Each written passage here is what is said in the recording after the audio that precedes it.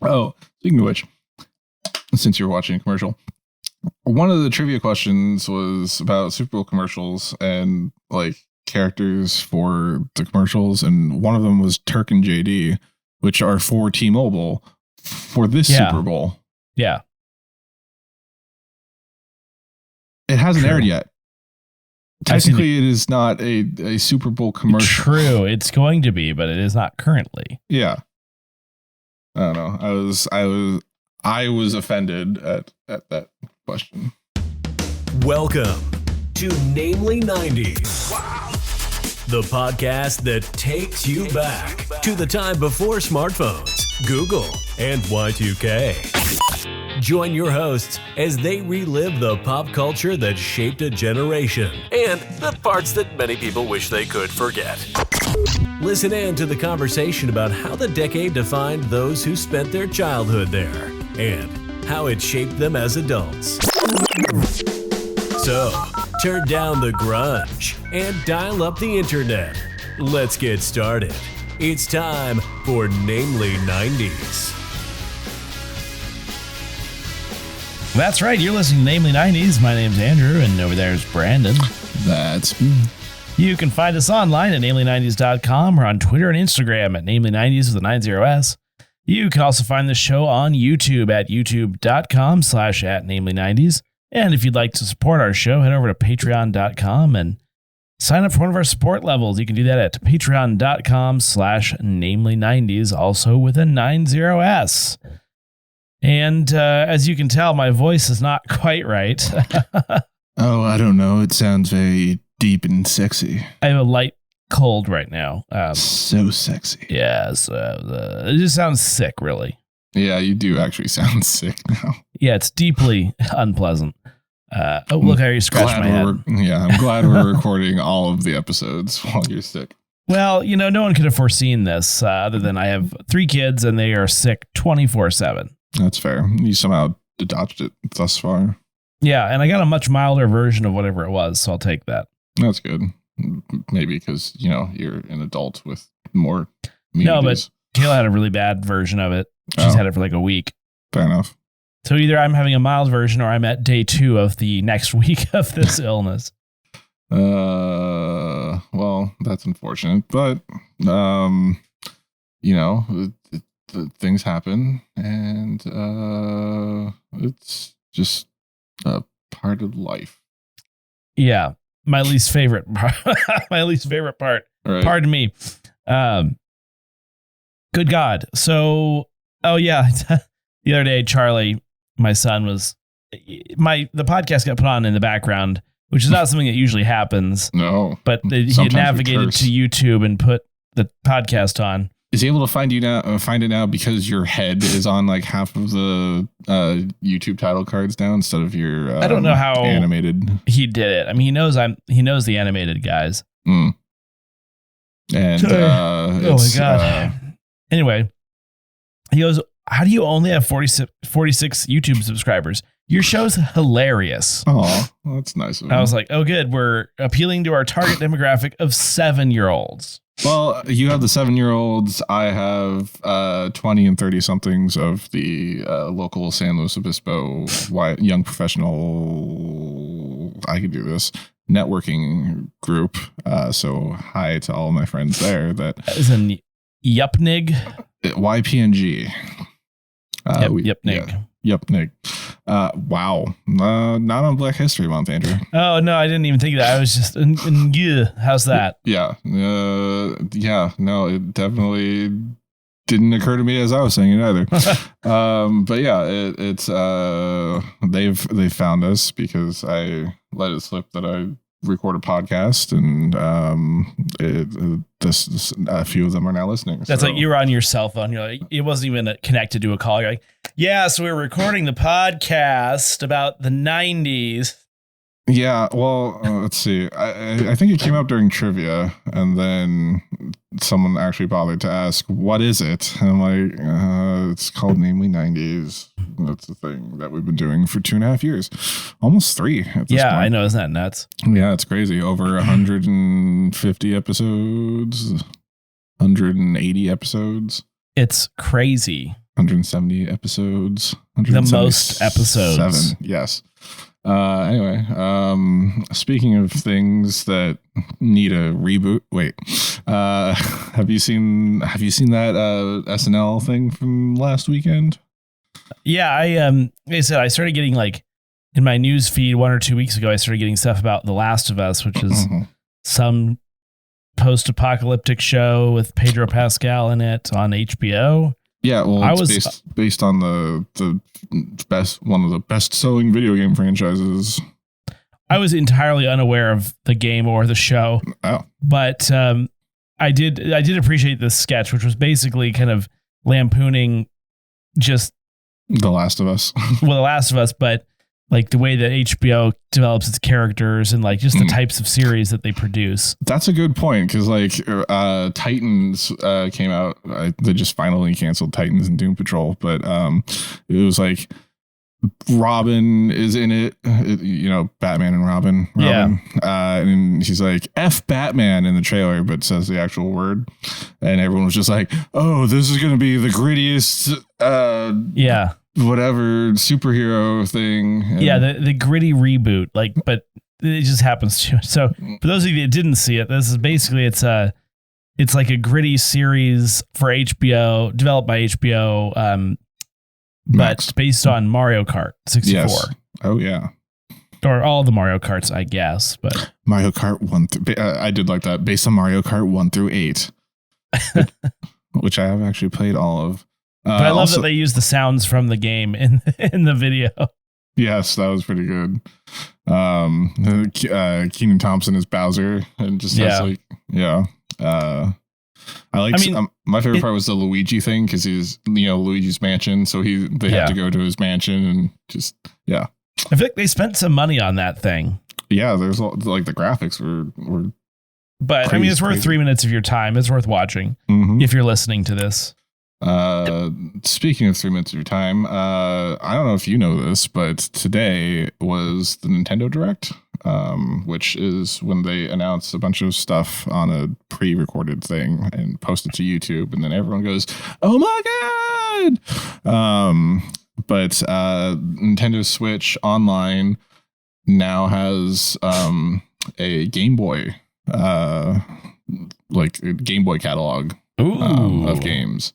And it's, let's see, currently I played through Super Mario Land 2, the 6 golden coins already. Yeah. And then they have like Link's Awakening DX and more titles to come, but like they're gonna have Oracles of Seasons and Oracle of Ages. But yeah, that's nice. And then if you have the online expansion pack, which I have because it's you. Well, I would like to play the GoldenEye. You get a Game Boy Advance library now too. Oh, I did finally play GoldenEye, by the way, on the Switch, and I'm horrible at it. Oh yeah, and it's weird because there are two joysticks now. Mm-hmm. But it doesn't. But the second joystick doesn't operate in the way that you would expect it to. Yep. It's not the easiest thing, but it's fun. It's still nostalgic. Well, what do you have the second joystick mapped to?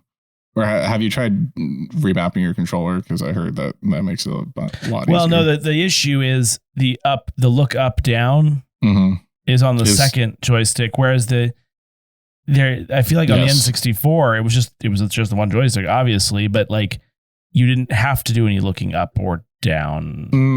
Or what was the button for that? I think you misremember. So up and down was C up and C down.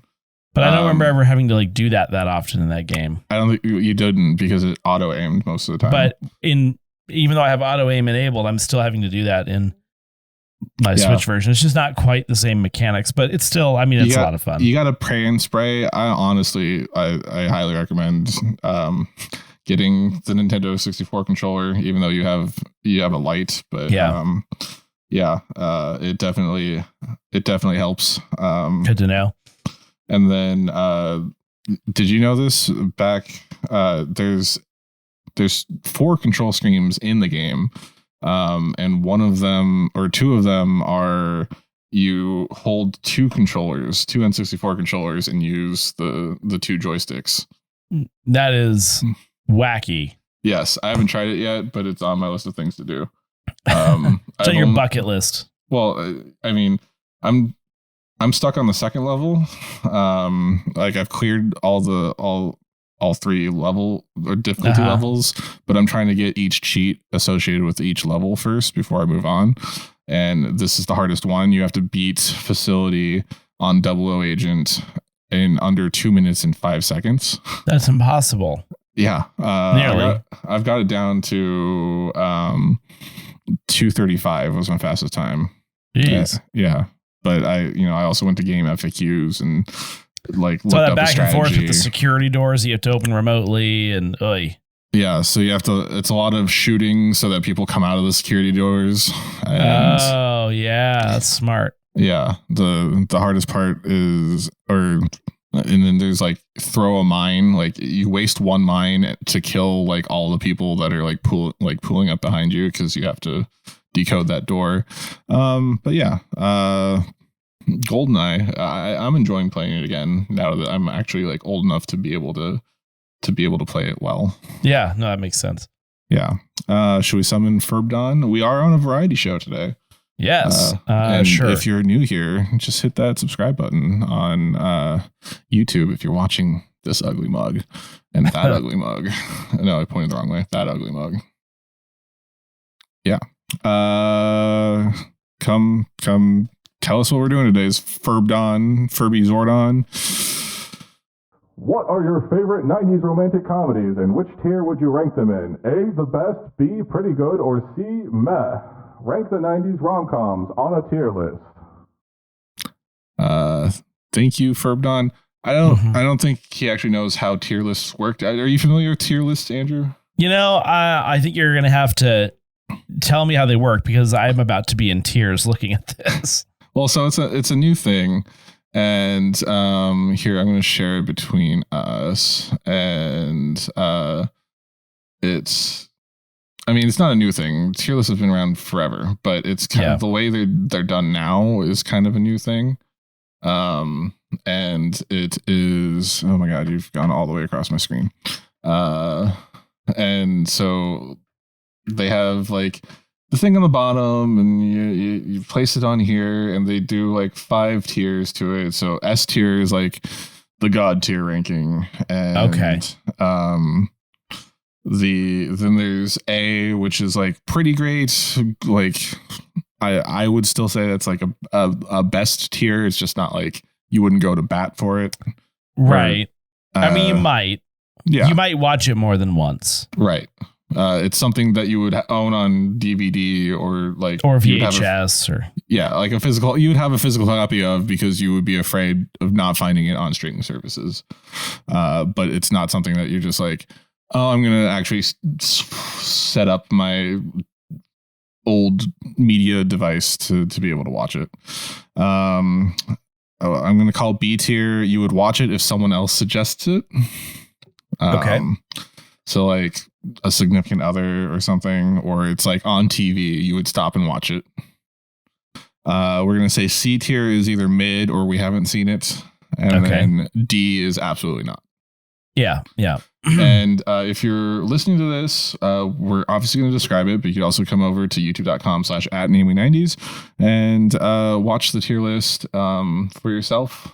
And we're starting with 10 things I hate about you. I know you don't like this movie. I don't think I've fully seen the movie. Who's this one with? Who's in this one? So this is Heath Ledger, Joseph Gordon-Levitt. It's who's the? It's set in Seattle. Like you see Gasworks Park. Larissa Oleynik is Joseph Gordon-Levitt's love interest, and then Julia Stiles is the main girl. And then Gabrielle Union's in it, and basically it's like the sophomore Joseph Gordon-Levitt's trying to date the younger sister of Julia's child, Julia Child? Julia Stiles, excuse me. And First you wash the chicken. So he pays outcast Heath Ledger to date the older sister because the younger sister can't date and tell the older sister. Yeah. And it's based off of a Shakespeare play, if I remember correctly. Oh, this sounds bad. It's Taming of the Shrew. Okay, so where would you put it? I think Shakespeare would be rolling over in his grave if he knew that his works were being turned into this garbage. I would put it in C tier, probably. Okay. Mid or you haven't seen. Got it. I would put it at A tier personally. Compromise a B. B tier it is. Okay. Here we Drag go. that mofo. Oh, sorry. Oh yeah. Next up is American Pie. Have you seen any of the American Pies? Not seen it. Doesn't seem like my jam. But so he F's a pie. I mean, I will give you C, but I it's not something I'd ever really want to. Really, Jason Biggs, Tara Reid, Mina Savari's in it. Okay, I get it.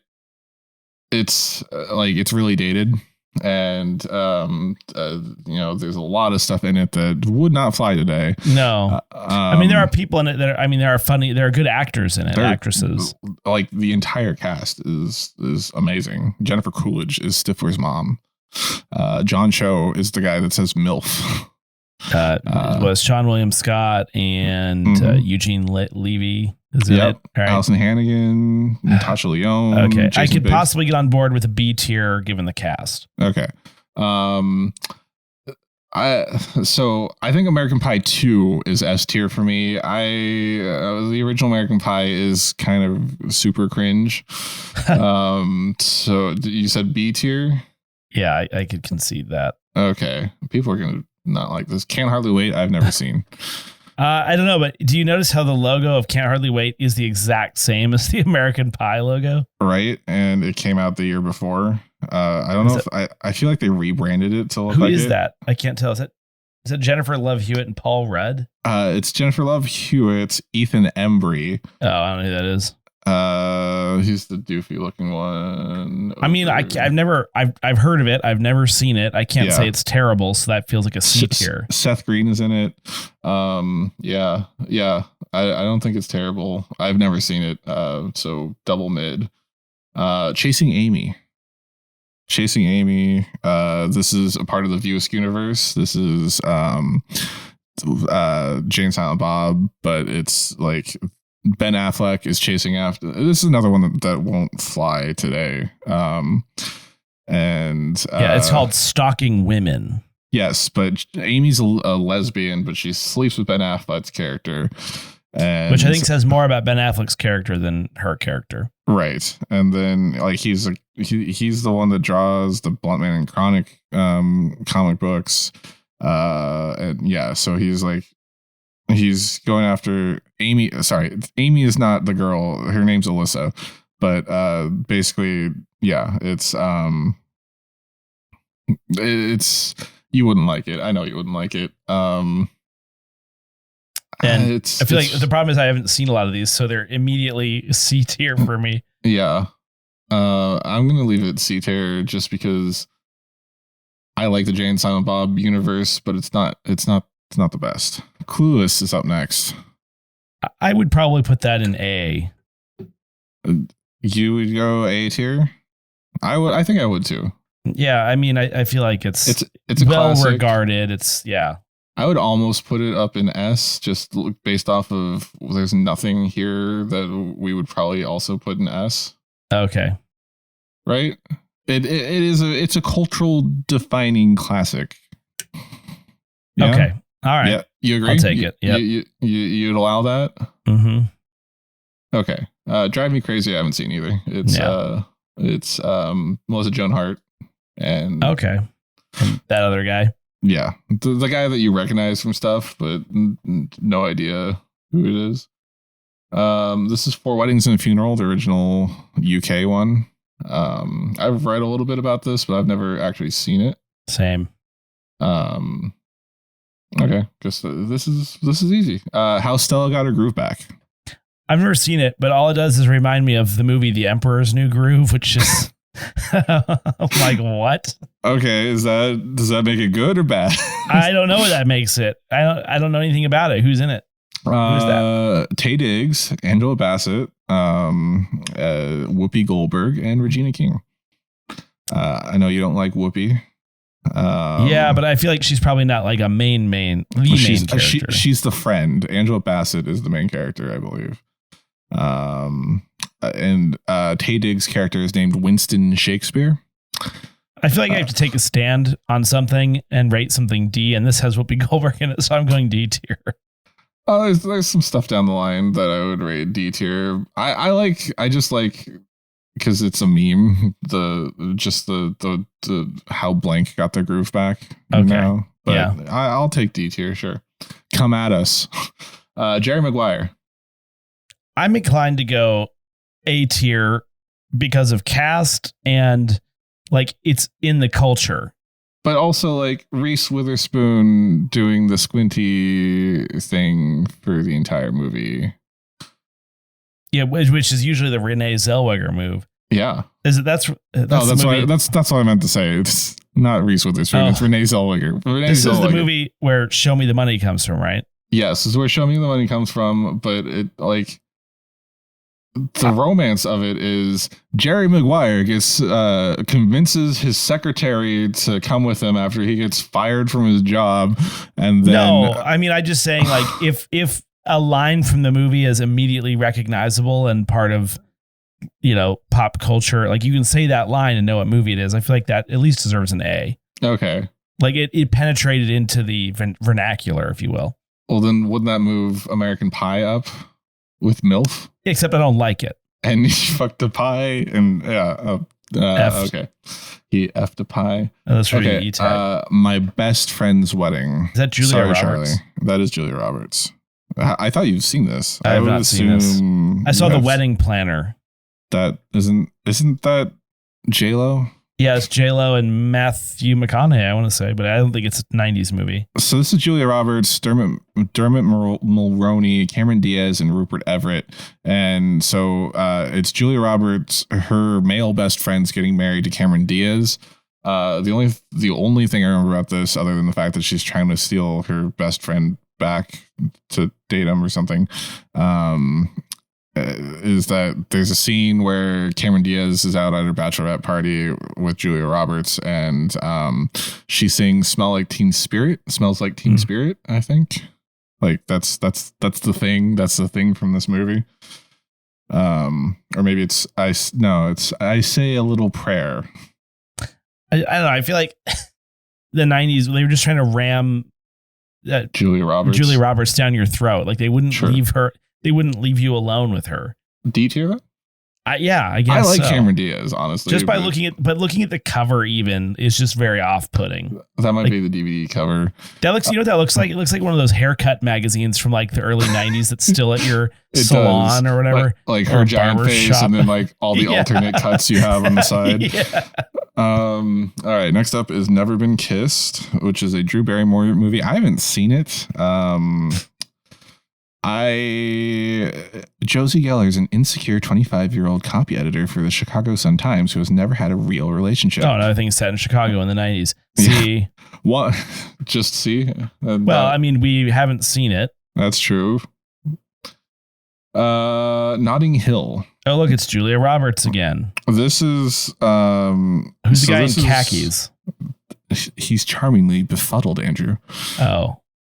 That's Hugh Grant. Hugh Grant. Yes. Hugh Grant. I believe that is the movie that they're making fun of when they do. I'm so charmingly befuddled. Yes. So it's. And he's like giant teeth.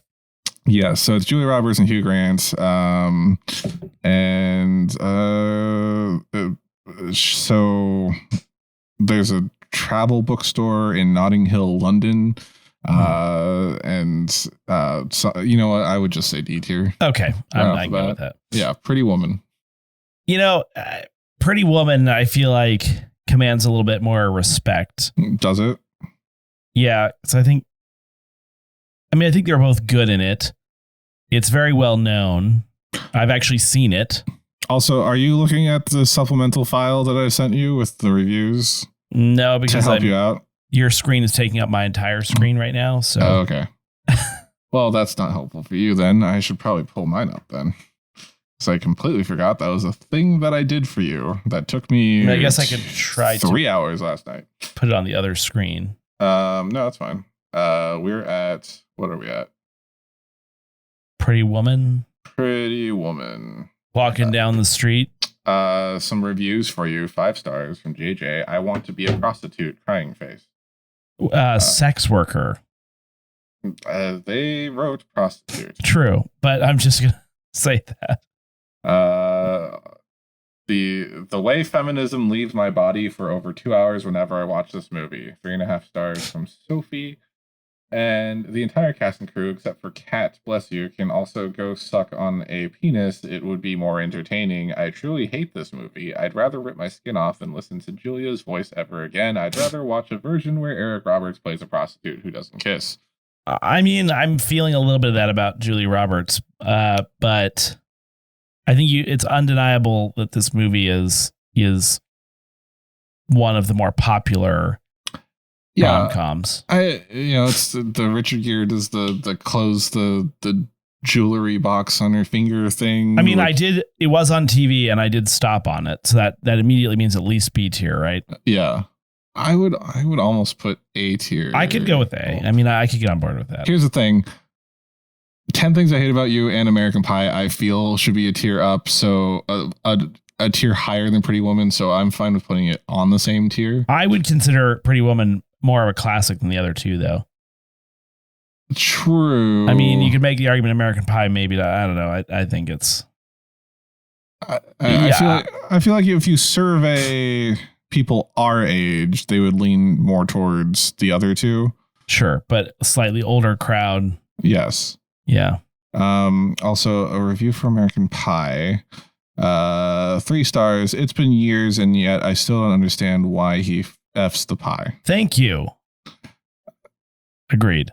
Well, a 0.5 star from Sarah. I hate this movie. Sarah, you're my people. Let's get down to Rami and Michelle. It's high school reunion. The 5-star review is a lot of annoying diet culture from the 90s, but past that, it's hilarious film. It's a hilarious film and so colorful. All the outfits are perfect, and I love their friendship so much. And then a 0.5 star from Ethan Santoni. What even is this? I want the mean girl with dark hair to be rude to me, though. I'm leaning towards C tier. C tier? What do you think? I did not think this was a good movie, which I guess makes it a mid. Because there are times when I laughed. Right, but exactly. No, you're right. I would almost dump it into D, but I didn't hate it that much. If I remember correctly. And you can watch our Valentine's Day episode from last year where we watched Romeo and Michelle's high school reunion. And that's just a scroll away. Episode 99. Whatever. Wow. Good call. Runaway Bride. Another Julia Roberts, Richard Gere. Was Richard Gere born 50? Yeah. There's almost a decade between the two movies. Because I'm like, this was 99 and Pretty Woman was like 91, more or less. Yeah. I have a review to help us. So I don't think either of us have seen this movie. Seen it. I may have seen parts of it, but this is from male Jana. 4 stars. She kept running away from men because she is a lesbian. She didn't know what real love was until she met a butch lesbian who uses he/him pronouns and is a journalist from New York. This is a very realistic portrayal of a beautiful love story between 2 U-Haul lesbians getting married right after the first kiss, just a week after meeting. Stop shaming them, embrace them. Love is love. I'm assuming it's a facetious review. I don't know. It took a turn towards the. But Richard Gere doesn't play a transgender person. No, that was facetious. No. They were being facetious. That was. You are correct in that assumption. I was like, wow, that's pretty progressive for 1999. Yeah. And then the negative review from Andy Summers, 2 stars. Runaway husband. If my wife makes me watch this S again. That sounds like D to me. Can we think? 3 Julia Roberts movies in D tier? But yes, we actually like Pretty Woman in B tier. I like her, but not in rom-coms. Here's the description. Oh, it's a Gary Marshall movie. Screwball romantic comedy starring Julia. Yeah. Okay. I think Julia Roberts is like a serious actress. So I like rom-coms just it just doesn't feel right in them. I guess back then she was, younger and that's doing fine. Different types of movies. That heavy sigh hits D tier. All right. It was dragging on, but I want to get through the last 6. She's All That. We watched that one. I liked it. Where are you at with that one? I think it's A tier. We're pretty thin on A tier, and I didn't. That's true. It's not the absolute worst thing, so we can do it. Okay. Again, I would probably put American Pie and 10 Things I Hate About You higher than this, or on the same tier, but I'll take what I could get. A review that reminds you, 5 stars, Silly Philly. Classic but low-key misogyny. Perfect. And then 2 stars. I'm so like the Republican Party. What? Yeah. I'm so over this is from Big Titted Mary Jane, 2 stars. I'm so over these movies where the mousy girl acts like she's not interested in the hot guy. Like, for real, if Freddie Prinze Jr. came to my work to see me, I'd take off my pants. I would too. I mean, come on. Me 3. Next up is Sleepless in Seattle. I like that movie. Do you? I've seen it once. Okay. I enjoyed it. I like that it's based in Seattle. I like Tom Hanks. It ends in New York. I know. Okay. So where would you put it? I mean, I don't think I like the S out of anything, so probably at least A for me. Okay. But I can go both ways. So like we have another Tom Hanks Meg Ryan movie on here. I would put that one lower, but I would put that one higher. Oh, are there 3 of them? There's 2. Oh, 2 of them. No, Tom Hanks and Meg Ryan. Oh, I see what you mean. Yeah. I guess I haven't seen You've Got Mail. Really? Okay. Or not enough of it recently enough to render an opinion. Okay. So you say A tier on Sleepless in Seattle. Yeah, I'd go with that. Okay. I don't think anyone would like argue that. I mean, it's not far off. It could be 1 or 2 tiers up or down, but yeah. There's only 5 tiers. That Thing You Do, starring Tom Hanks. Not even aware of it.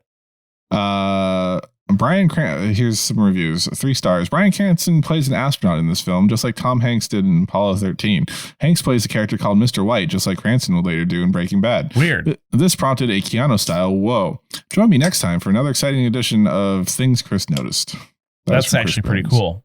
From Sarah Jane with a knife, 3.5 stars. I want to be in a band called Captain Geach and the Shrimp Shack Shooters. Oh, basically the movie is Liv Tyler's in it, and they make a band. And it's sounding like a C to me. I feel like you would hate it. Okay, that's fair. I have a third one. I'm putting it as C as it's unfamiliar, but if it's bad, then we can put it in D. I like it. There's a song, That Thing You Do. I would put it in B. The scene when they hear themselves on the radio is perfection. Hate that Ethan Embry disappears into Disneyland, but otherwise just delightful. So I would put it at B. You say C because you haven't seen it. Yeah, but you have seen it, so I feel like your opinion matters more. It gets a little heavy at times. I'll throw it down in C. Like, I would watch it for the song and then be done with it. There's something about Mary. I mean, I watched it on purpose. That's true. And you said you liked it. It was recommended and I liked it. So I think that means A.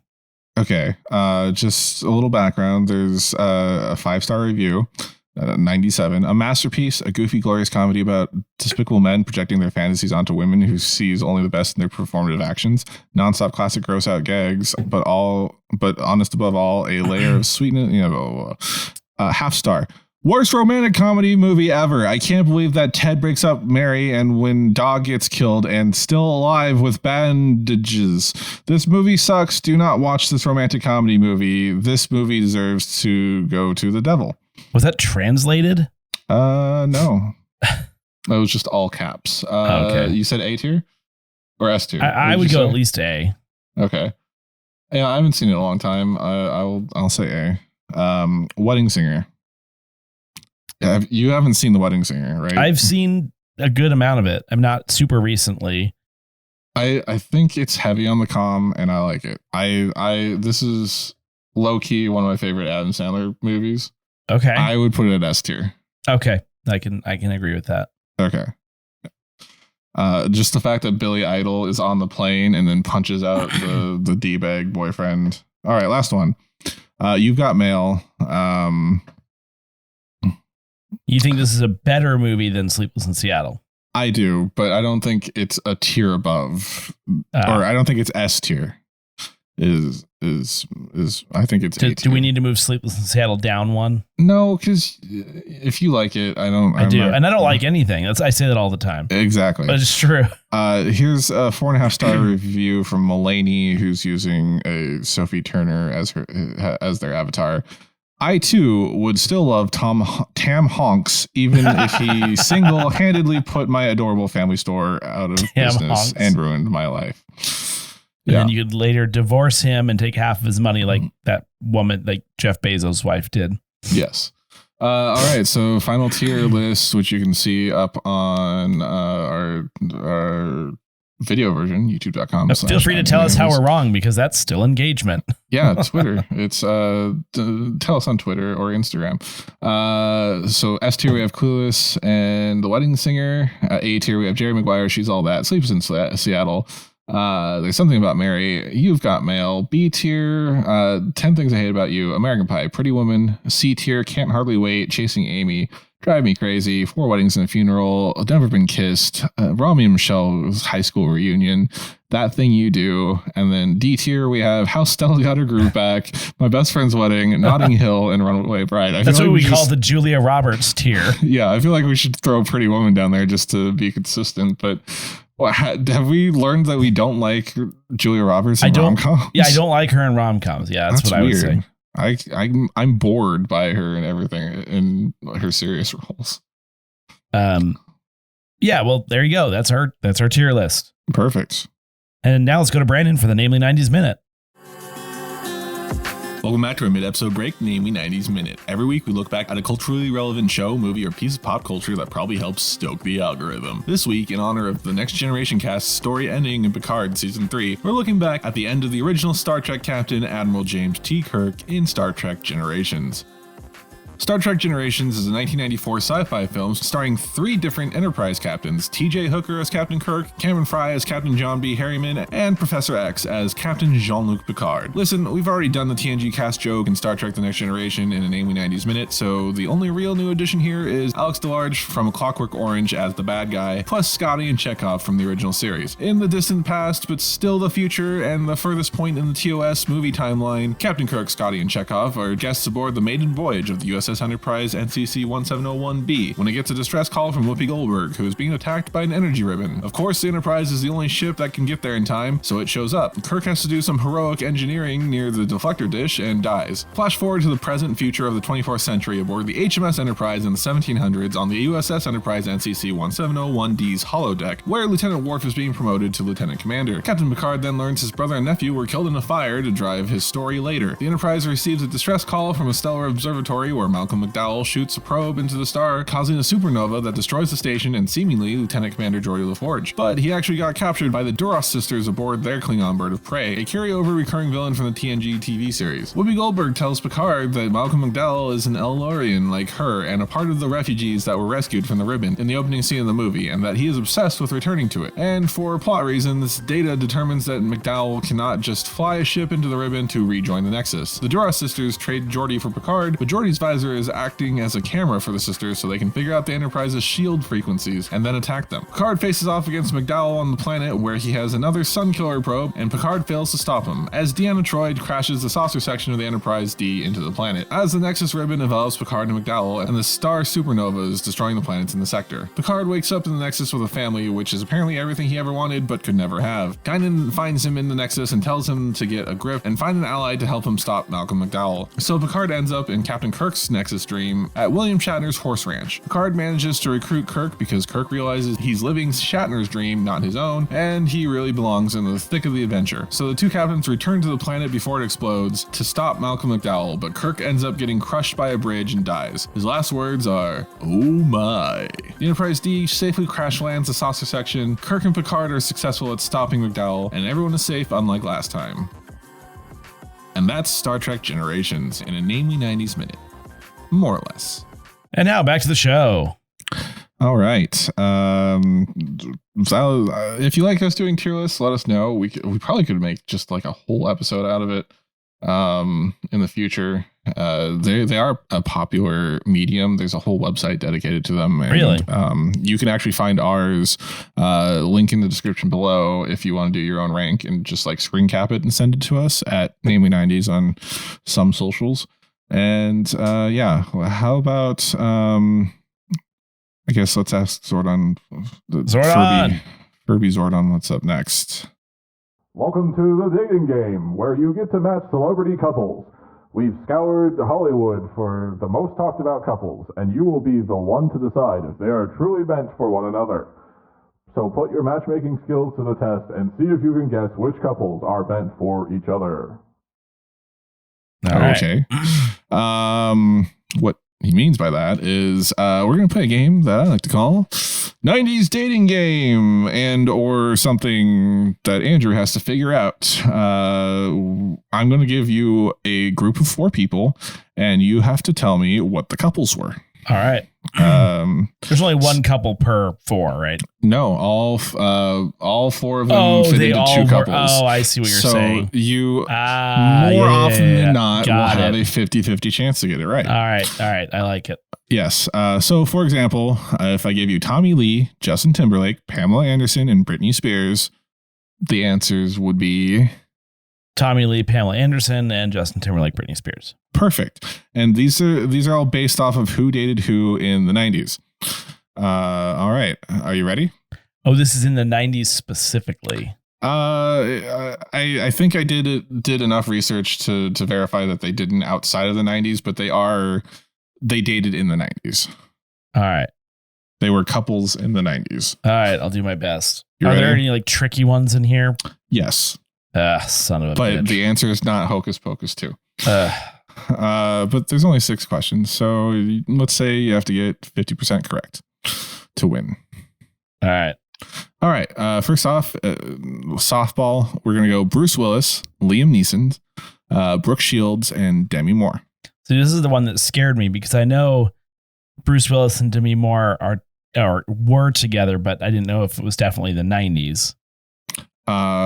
So again, I made sure that if they were matched up, or if they aren't matched up, that they never were a couple at any point in time. Bruce Willis, Demi Moore, and then Liam Neeson, Brooke Shields. There you go. Well done. 1 point right away. Maybe I should have raised the win condition. All right. Next up, we have Gwyneth Paltrow, Drew Barrymore, Ben Affleck, and Luke Wilson. Ooh. Who dated who? The dating game. I'm going to put Gwyneth with Ben and Drew Barrymore with Luke Wilson. Okay. Any basis for that, or just shot in the I dark? just think Ben Affleck seems like a little bit more Gwyneth Paltrow's type. That's fair. But and Luke Wilson likes to date below his age. Yeah, but he's also kind of I don't know. Also, this isn't inspired by Leonardo DiCaprio dating a minor. You just said DiCaprio. I do not think I actually said it. I don't think you meant to, but it came out DiCaprio. I know I stumbled over it. Gwyneth Paltrow, Ben Affleck, I think. All right. That's correct. Well done. Hey. Nice job. You really read your gossip rags. And, I can't do the ding. Oh my God. That's amazing. Good thing I edit that in usually. All right. Next up, we have Neil Patrick Harris, Lance Bass, Christine Taylor, who was or currently might still be Ben Stiller's wife, She was Marsha Brady in the Brady Bunch movies. And Danielle Fishel, who is Topanga from Boy Meets World. I want to. Okay. All right. Also would like to point out that two of the men in this may be gay. If you didn't know that. Yeah, but that could be a red herring. It could be, especially in the 90s. I feel like people were still pretending to be straight in the 90s. Very true. When did they come out? Was it 1999? I'm not allowed to look it up. You are not. I kind of want to. This could be totally wrong, but I don't want to be super obvious. I kind of want to put Lance Bass and Christine Taylor together, and Neil Patrick Harris and Danielle Fishel together. Okay. What's the basis? I don't know. Child actors. Sure. Well, I guess they were all child actors. That one's incorrect. I'm sorry, Andrew. It was Lance Bass and Danielle Fishel. I think they're a little closer in age. MPH and Christine Taylor are also. I could have. I mean, I was, I could have gone either way. I was 50-50 on that. Yeah. Well, you're still doing well. You just have to get one more to win, technically. But let's see how you do. Next up, we have Matthew Perry. Chandelier Bong from Friends. We have Matthew McConaughey. And then we have Sandra Bullock and Julia Roberts. Oh. Who dated who? Matthew and Matthew. A little confusing. Sandra Bullock and her lookalike. I want to say Roberts. Matthew Perry and Julia Roberts. Matthew McConaughey, Sandra Bullock. Basis for that? Would that be a Friends episode that you're misremembering? No. The one with all the celebrities? I watched his special. And I thought he said something about Julia Roberts. I'm vaguely remembering something like that. Oh, well, because there was an episode of Friends where she hits on him, and that's because they were dating. Ding. Well done. Yay. So you've technically won. We have 2 more rounds left. Okay. And we have time left on the clock. So Gary Oldman, Uma Thurman, Ellen DeGeneres, and Anne Heche. Is this a gift? Ripped to the max. Sorry? Is this a gift for me? Well, yeah, I mean, unless... unless you completely weren't paying attention. No, Ellen DeGeneres and Anne Heche and then Gary Oldman and Uma Thurman. Yes, that is correct. You have 4 out of 5. I thought I could throw you with that one. In case you just remember Portia de Rossi. All right, final question. Or final 4 celebrities. We have Madonna. We have Whoopi Goldberg. We have Vanilla Ice, and we have Ted Danson. I think it's Whoopi and Ted, Madonna, Vanilla Ice. Basis? I mean, partially age. I just don't see Whoopi Goldberg going with Vanilla Ice. That is correct. She's too intellectual. And that's saying a lot. 5 out of 6 correct, Andrew. Well done. You won our Valentine's Day game called 90s Dating Game Who Was Dating Which Celebrity. Yes, that was the exact title that I gave at the beginning of the Very segment. Good. Do you want to close it out with a Namely 90s Valentine gift to everyone? Sure. Yeah, let's do it. This Valentine's Day, give your significant other a gift they truly want. The gift of a mediocre podcast with dozens of listeners. But that's not true. We have some listeners. We have 46 listeners, according to some children. And that's what you want when you're getting hot and heavy with your SO. Listen to the dulcet tones of Andrew and Brandon as they travel through the 90s. As you travel through your lover's arms. Ooh. Those are the sounds you'll be making listening to Namely 90s. Light a candle and burn some incense. And turn on your favorite podcast this Valentine's Day. And if you don't have a significant other to share us with, Just light some candles, slip into the bath, and start listening to Namely 90s.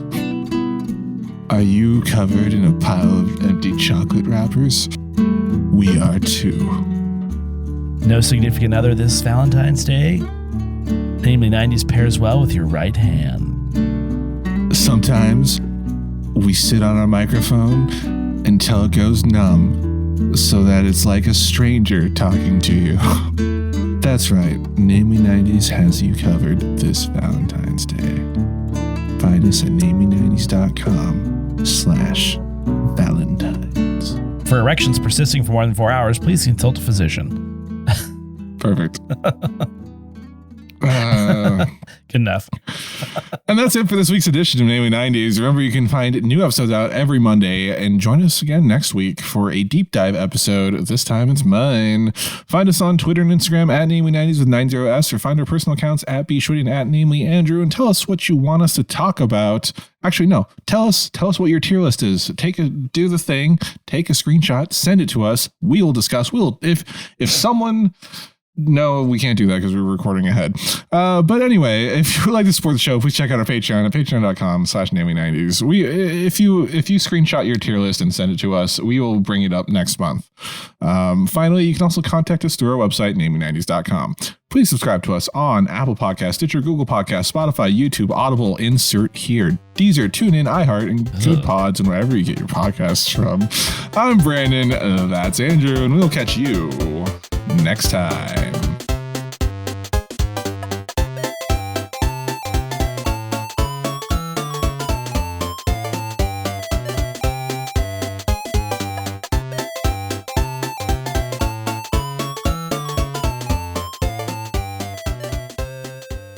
Oh, that's me. I forgot it was me.